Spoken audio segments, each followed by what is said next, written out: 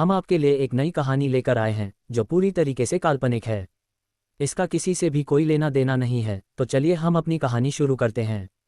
तेज चलती हवाएं और मधुर सुगंधित फूलों की महक जैसे संपूर्ण वातावरण को किसी विशिष्ट नशे में डुबोते जा रहा था। वही आकाश और चांदनी मणिपुर के जंगलों में अपनी धमाचौकड़ी मचा रहे थे। अभी अभी कुछ दिन पहले ही उनका विवाह संपन्न हुआ और एकांतवास में कुछ समय बिताने के लिए मणिपुर के जंगलों में घूमने आए थे।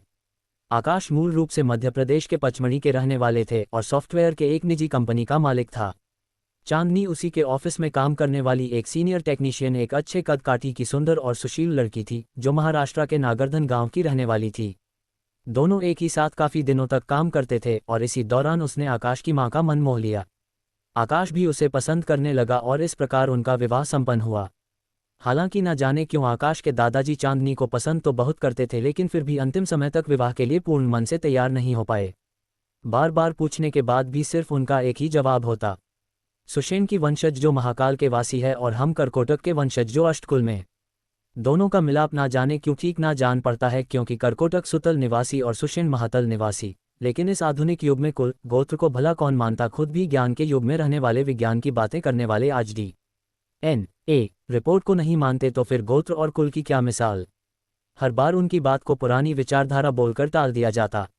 आखिरकार आकाश की मां की जिद के सामने, जिन्होंने चांदनी को ही बहू बनाने का ध्यान रखा था और उनके पिता की नज़र में एक ईमानदार कर्मचारी अगर घर का सदस्य हो तो क्या बुराई।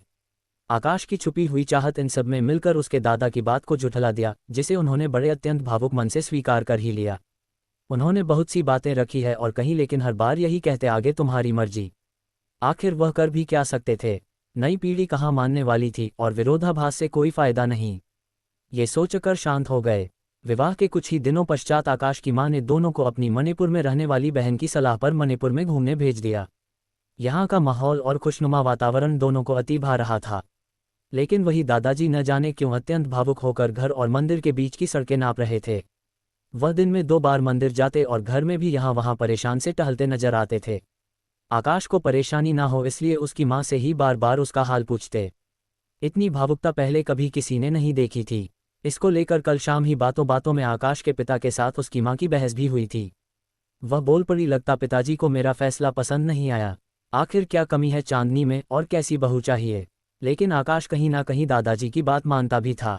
आखिर उसने मणिपुर आते ही अपने मौसाजी के सामने, जो अनंत शेष स्वामी मंदिर के प्रधान ट्रेजरी थे, उत्सुकतावश पूछ लिया, मौसाजी यह अष्टकुल, करकोटक, महायज्ञ, सुषेण, अतल, वितल ये सब क्या है। आखिर ऐसा क्यों कि दादाजी चांदनी को पसंद करते हुए भी अपनाने से इनकार करते रहे। क्या वाकई कोई तथ्य है, क्या बस ऐसे ही। खैर जो भी हो, मैं भी चांदनी को पसंद करता हूँ और फिर सबके सामने शादी की है मैंने।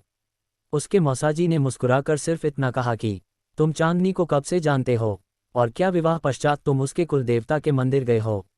क्या कभी तुमने यह उचित नहीं समझा कि विवाह पूर्व अगर दादाजी कह रहे हैं तो कि एक बार उनके परिवार से उनके कुल के विषय में भी पूछ लेते। तुम्हारी नई पीढ़ी सिर्फ और सिर्फ अपनी विचारधाराओं के आधार पर ही एक नई दुनिया बना लेते हैं, बिना कुछ सोचे विचारे। खैर छोड़ो, आज मैं सिर्फ तुम्हारे पहले सवाल का जवाब देता हूँ। करकोटक तुम्हारे कुल का स्वामी और कश्यप ऋषि की पत्नी। उनके 8 पुत्र हैं जिन्हें अष्टकुल कहा जाता है। 1 अनंत जिन्हें शेषनाग, 2 वासुकी जो शिवजी के गले में रहते हैं, 3 वक्षक, 4 करकोटक, 5 पज्ञ, 6 महापज्ञ, 7 शंख, 8 कुलिक। और जिस अतल वितल की तुम बात कर रहे हैं वह नागलोक के नाम है, जिसमें 1 अतल, 2 वितल, 3 सुतल, 4 रसातल, 5 तलातल, 6 महातल, 7 पाताल। और जिस सुषेण वंश की तुम्हारे दादाजी बात करते हैं तलातल के निवासी है।